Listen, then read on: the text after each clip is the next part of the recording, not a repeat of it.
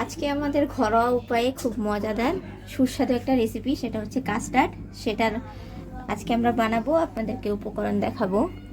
আমরা প্রথমে নিয়ে নিলাম যে কোনো ব্র্যান্ডের একটা কাস্টার্ড পাউডার, তার সাথে 7 চামচ দুধ, পরিমাণ মতো পানি দিয়ে দিলাম দুধে,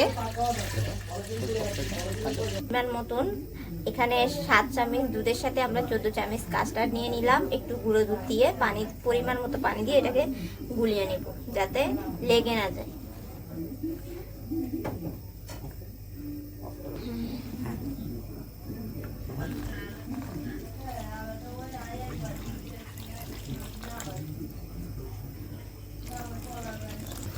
এই দুধের সাথে পরিমাণ মতো যার যতটুকু প্রয়োজন ঠিক ততটুকু, যে যেভাবে মিষ্টি খেতে চান সেইভাবে চিনি মিক্স করে নেবেন। তারপর এটাকে ভালো করে পরিমাণ মতো লবণ দিয়ে নেবেন।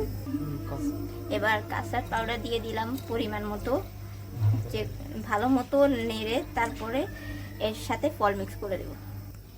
প্রয়োজন মতো ফল কেটে নিলাম। এখানে 5 রকমের ফল দেওয়া আছে, আপনারা চাইলে আপনাদের প্রয়োজন মতো আরো বেশি মিক্স করতে পারেন ফল।